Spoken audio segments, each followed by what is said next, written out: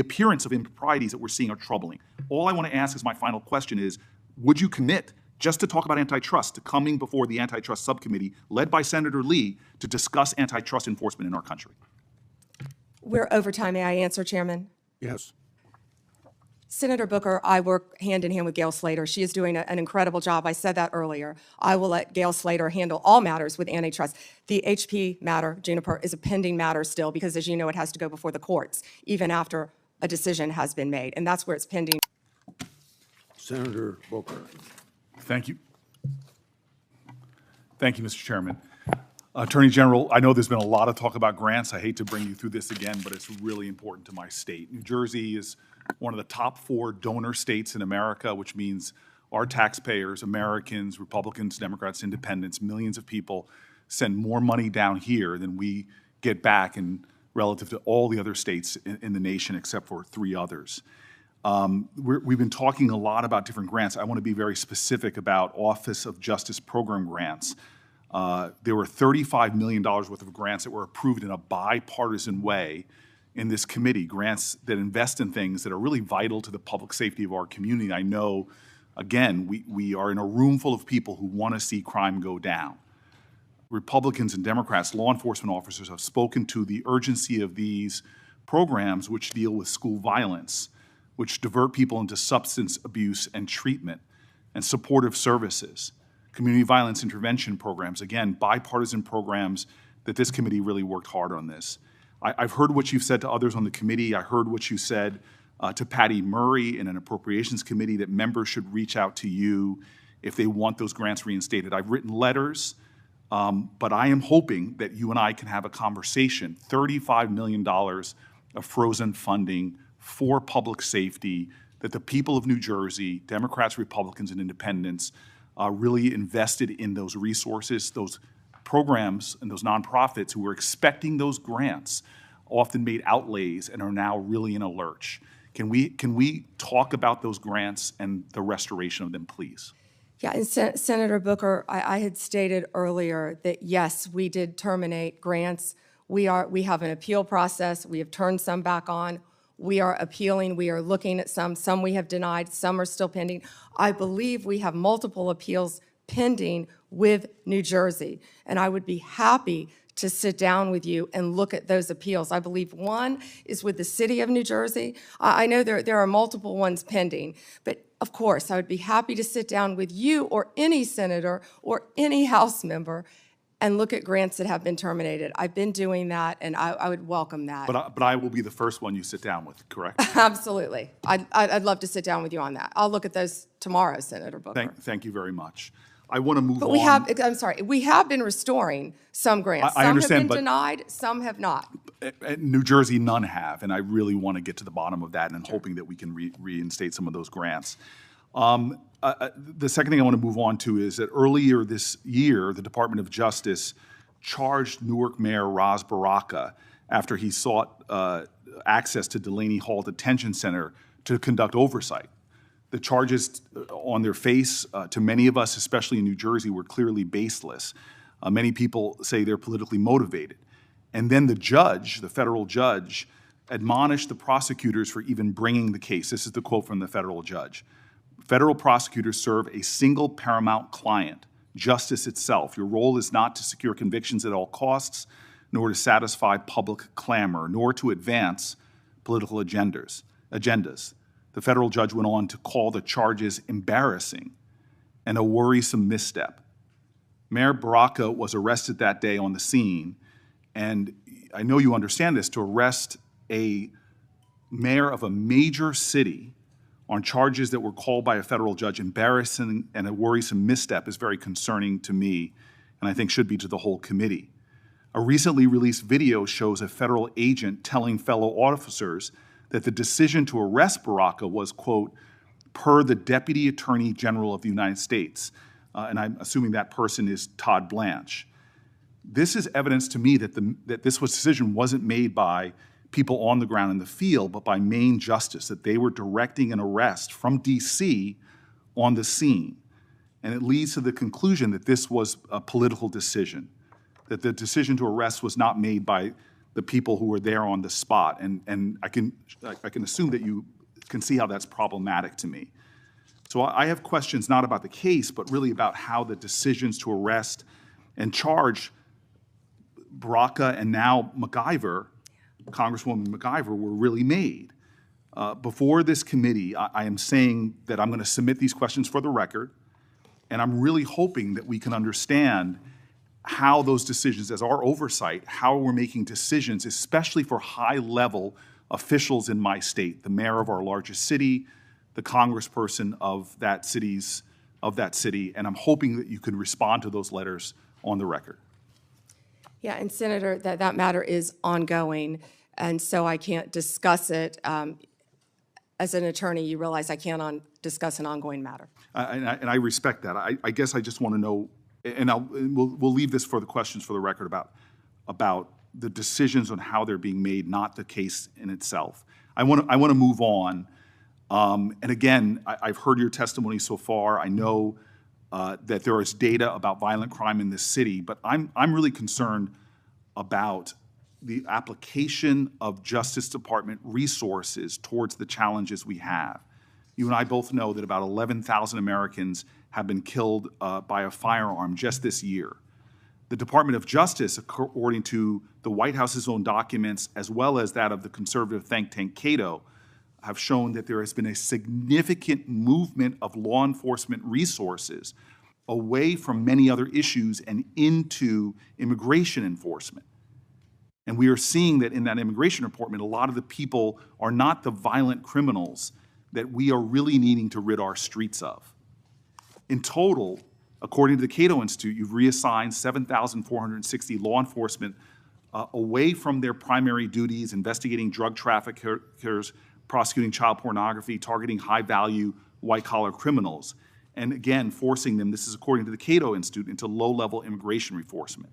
This includes, in terms of gun violence, 1,778 agents from the ATF to this kind of immigration enforcement. The White House itself has said that they diverted 45% of all of agents in 25 FBI field offices to work on immigration full-time. As a person who worked very closely in my time as mayor with the New Jersey field office, that's really concerning given the other threats. But it doesn't end there. The DOJ has eliminated the Organized Crime Drug Enforcement Task Force, the independent component of the DOJ whose job it was to combat transnational organized crime, dissolved the Community Relations Service, which in New Jersey has been invaluable over 60 years, responding to communities experiencing conflict or violence, and something that people on both sides of the aisle of this committee have really invested in. You all have rescinded VOCA and VAWA grants to support survivors of sexual assault and human trafficking. There seems to be a disconnect here between the application of the resources of the Justice Department on the things that are most concerning when it comes to crime and where they're being directed instead. Senator Booker, first to OCDEF. The most important point is that the work of OCDEF is continuing. The executive office is being dissolved. We have said that, but the work of OCDEF is continuing. The resources that were previously provided to law enforcement organizations through OCDEF are now going directly to those organizations. I will assure you, no work will be sacrificed as a result of getting rid of the executive office of OCDEF. The agents and the attorneys are working with Homeland Security. They're all working together as a unit. Okay, Attorney General Bondi, I'm running out of time, and I'm going to put some questions in QFRs, because again, this is conservative think tanks and others are pointing about literally over 1,000 people being taken off of things that I think would concern the public. I'd like to get that, but I also just want to quickly mention that for the record, I want to ask about the public corruption unit as well.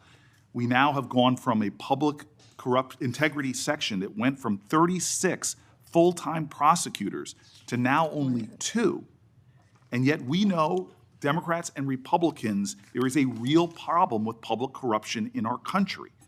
And we know that the DOJ has stopped enforcing the Foreign Corrupt Practices Act, disbanded the Foreign Influence Task Force, dismissed the indictment against Trump donor Andrew Weidenhorn, cut back on white-collar investigations. My list goes on. I'm running out of time, but I will ask for the record against not only reassigning officers and prosecutorial resources from the other things I mentioned, but public corruption is really important. I want to talk about an area of bipartisanship on this committee, which is antitrust. This is a very bipartisan area. In June, the Antitrust Division finalized a proposed consent decree with Hewlett-Packard Enterprises and Juniper Networks settling the DOJ's challenge to the company's $14 billion merger. Reportedly, your Chief of Staff, Chad Mizell, and Acting Deputy Attorney General Woodard overruled career antitrust staff and approved the merger. This is a massive area of concern for Americans writ large. This is an area where corporate power is growing, corporate concentration in our country is happening at great degree. I'm grateful that the ranking member with Mike Lee on a committee that is really trying to get into this disturbing trend, and the issues right now in the Justice Department, the resources being put on it, and the appearance of improprieties that we're seeing are troubling. All I want to ask as my final question is, would you commit just to talk about antitrust, to coming before the antitrust subcommittee led by Senator Lee to discuss antitrust enforcement in our country? We're over time. May I answer, Chairman? Yes. Senator Booker, I work hand in hand with Gail Slater. She is doing an incredible job. I said that earlier. I will let Gail Slater handle all matters with antitrust. The HP matter, Juniper, is a pending matter still because, as you know, it has to go before the courts, even after a decision has been made, and that's where it's pending right now. If I can go back to your previous two questions, first about our agents being reassigned. Our agents are working tirelessly on their day jobs and with Homeland Security, and right now they're not getting paid, and they're on the streets during a government shutdown working to keep every city in this country safe, in New Jersey and in every state. They're working together with DHS on task forces, but they're also doing their core mission, and they're getting child predators off the street. They are working so hard with all the agencies hand in hand. That has not been sacrificed, and I'm so proud of the work that the FBI, DEA, ATF are doing. ATF agents have worked tirelessly. I am in constant contact with them on the incredible cases that they're making to keep our country safe and our world safe, especially our DEA agents who are stationed around this world, and now they're not getting paid. Back to the public integrity section, the last point you made.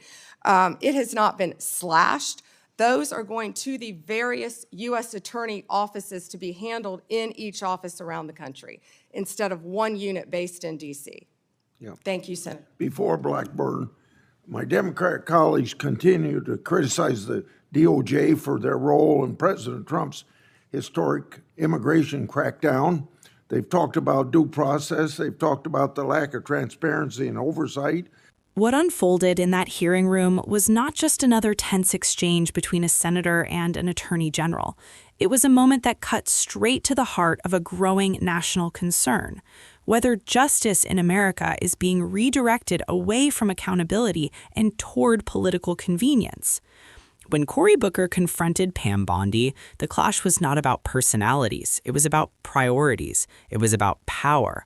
And it was about what happens when public corruption investigations are quietly stripped of resources while the public is told everything is fine. Booker began where any senator representing a donor state would begin, with facts. New Jersey sends more money to Washington than it gets back. Its taxpayers fund federal programs meant to protect communities, reduce violence, and hold powerful actors accountable. Yet suddenly, tens of millions of dollars in Office of Justice Programs grants approved on a bipartisan basis, were frozen or terminated. These were not ideological pet projects. These were programs aimed at school violence prevention, substance abuse intervention, community safety, and public integrity, the kind of work that prevents crime before it happens. Bondi's response followed a familiar pattern. She acknowledged the cuts, referenced an appeal process, and offered to sit down and review them. But what stood out was not what she said, it was what she did not deny. The grants were cut, the programs were disrupted, and for New Jersey, none had yet been restored. For communities relying on these funds, that delay isn't bureaucratic, it's destabilizing. Then Booker shifted gears and the hearing took on a sharper edge. He brought up the arrest of Newark Mayor Ras Baraka, an arrest later described by a federal judge as embarrassing and a worrisome misstep. Those words matter. Federal judges do not casually admonish prosecutors. When they do, it signals something deeper than a procedural error. It signals that justice may have been bent to serve something other than the law. Booker pointed to video evidence suggesting the arrest decision came from Washington, not from agents on the ground. That detail matters because it raises the specter of politicized enforcement, of decisions being made not on evidence but on optics and messaging. Bondi declined to discuss the matter, citing ongoing litigation, but the concern lingered in the room. Who is directing these prosecutions, and why? From there, Booker widened the lens even further. He cited data from both government sources and conservative think tanks showing a massive reallocation of federal law enforcement resources. Thousands of agents reassigned away from drug trafficking, child exploitation, white-collar crime, and public corruption, and toward low-level immigration enforcement. Nearly half of agents in some FBI field offices redirected full-time. ATF agents pulled away from gun violence work. Organized crime drug enforcement task forces dismantled at the executive level. Community relations service offices, some with decades of trust built into local communities, shut down. And perhaps most alarming of all, the public integrity section, once staffed with dozens of prosecutors focused on rooting out corruption, reduced to a fraction of its former size. Bondi insisted the work continued, just decentralized. But decentralization without resources is not reform, it's erosion. When specialized units are dismantled, institutional expertise is lost. When prosecutors trained to investigate corruption are scattered, momentum dies. And when corruption investigations slow down, the beneficiaries are never ordinary Americans. They are the powerful, the connected, and the insulated. This is where the exchange stopped being about New Jersey or even about Cory Booker. It became about the Department of Justice itself. The DOJ does not exist to serve presidents, donors, or political movements. It exists to serve the Constitution and the public interest. Public corruption prosecutions are not optional luxuries. They are the immune system of a democracy. When that immune system is weakened, corruption does not disappear, it metastasizes. Booker also raised concerns about foreign corruption enforcement, the rollback of the Foreign Influence Task Force, and the dismissal of high-profile white-collar cases. These are not random decisions. They form a pattern in which accountability for powerful actors becomes less urgent, while enforcement against less powerful populations becomes more aggressive. Bondi's defense relied heavily on numbers, arrest totals, drug seizures, predator prosecutions. Those achievements matter, no one disputes that, but statistics cannot substitute for balance. A justice system can arrest criminals and still fail its democratic duty if it selectively abandons corruption enforcement. Law enforcement is not just about how many people you put in jail, it's about who you choose to investigate and who you quietly stop investigating. As the hearing moved toward its end, Booker made clear that his questions were not partisan theater. He spoke of bipartisanship on antitrust, on corruption, on public safety. These are areas where Americans across the political spectrum agree. Concentrated power is dangerous. Unchecked corruption is corrosive, and justice must apply upward as well as downward. Bondi promised follow-ups, letters, meetings, but hearings are not judged by promises, they are judged by outcomes. And this is where the moment truly lands. Because when funding for public integrity is cut, when corruption units are hollowed out, when oversight programs are dismantled, the damage is not abstract. It shows up in higher prices, unsafe infrastructure, rigged markets, and political cynicism. It shows up when citizens stop believing that the rules apply equally. And once that belief is gone, democracy itself begins to fray. Cory Booker was not asking for favors. He was asking for justification, for transparency, for reassurance that justice in America is not being quietly redefined. The question hanging in the air after that exchange was simple and devastating. If the Department of Justice is truly committed to fighting crime, why does it keep walking away from the crimes that happen at the top? Because history is clear about one thing. Nations do not fall only when laws are broken. They fall when laws are enforced selectively. And in the end, this hearing was not about grants or task forces or budgets. It was about whether the DOJ still sees public corruption as a threat worth confronting or as an inconvenience best ignored.